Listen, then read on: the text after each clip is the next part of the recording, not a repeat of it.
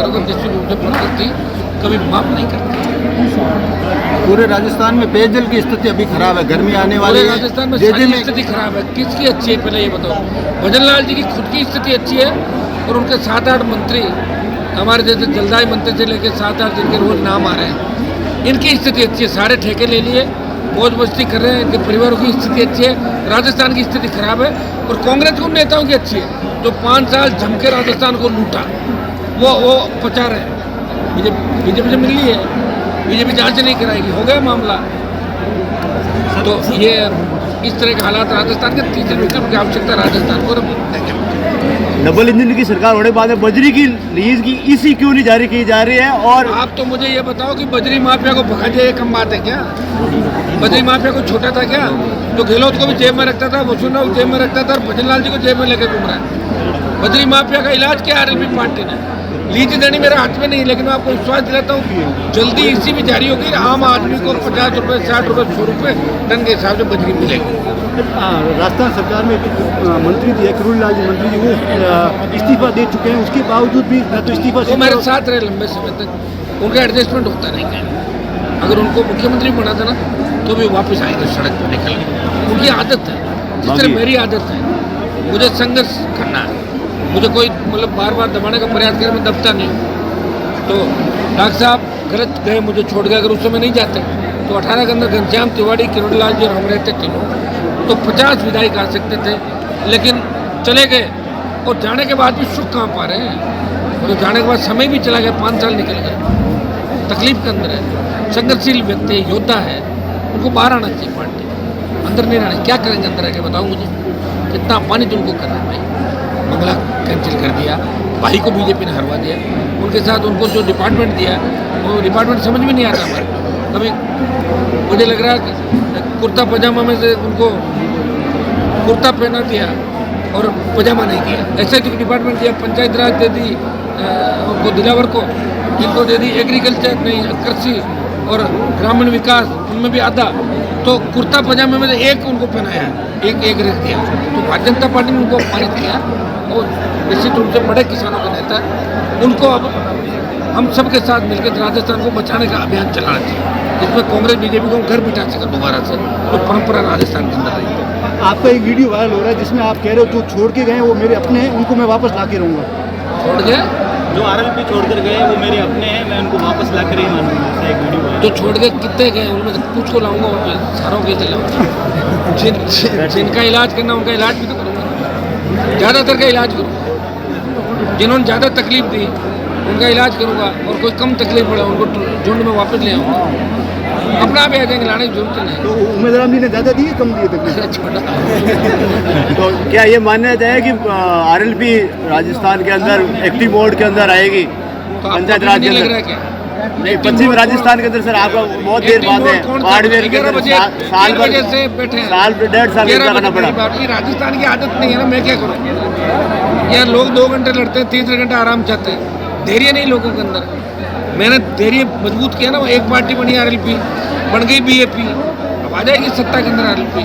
देखिए अब हिम्मत धीरे धीरे होगा ना, पहले लड़ाई लड़ी लोगों ने, मैं क्या करूँ बताऊँ? मैं अगर 50 साल पहले आ जाता तो पहले बना लेता पार्टी, सत्ता में आ जाता। लग रहे हैं, प्रयास करें, बहुत लंबा चौड़ा राजस्थान है, उसमें प्रत्येक गांव के अंदर आज आरएलपी का फॉलोअर हो गया है। बहुत बड़ी बात है। आरएलपी को चाहने वालों की संख्या दिन प्रतिदिन बढ़ती जा रही है। और सोशल मीडिया के साथ साथ सड़कों पर भी इस राष्ट्रीय लोकतांत्रिक पार्टी को संघर्ष करते हुए देखते हो। और तो और हरियाणा, यूपी, दिल्ली, पंजाब के किसानों को जरूरत पड़ी तो भी राष्ट्रीय लोकतांत्रिक पार्टी ने मजबूती से उन किसानों की बात रखी और उनका नेतृत्व करने का काम किया किसान जवान। आरएलपी का गढ़ जो फ्यूचर था इस बार उपचुनाव में हार गए, क्या वजह रही? देखिए सुनो, मैंने आपको क्या कहा कि सारे ही लोग एकजुट हो गए। वैसे तो एमएलए मैं ही था आरएलपी का, मैं एमपी मेरे घर से बना लेता, एमएलए रह जाता, कौन आ रहा था मुझे? मैंने कहा लोगों को देखें, लोग मैं लड़ रहा हूँ, एक एमएलए तो कोई सीएम नहीं बन रहा था। लोग क्या पता आगे 28 में मेरा साथ देंगे, लोगों को देखें सही। लोग ठीक है 95,000 पे आ गए, कांग्रेस समाप्त हो गई वहाँ पे। तो वोट आज तक का हाईएस्ट वोट मिला, और जो जीता है वो तो मेरी पार्टी का जो सिपाही था, मेरे साथ था 20-25 साल। लोभ लालच के अंदर उनके ढांचे के अंदर आ गया। कई तरह की व्यवस्थाएं होती है, हर आदमी धैर्य नहीं रख पाता, तो चला गया। बाकी मैं जिन नागौर, जोधपुर, बाड़मेर में जिनके बड़े नाम थे, जिनके नाम से लोग वोट ले, वो कहाँ गए बताओ आप? वो तो सो गए सारे के सारे।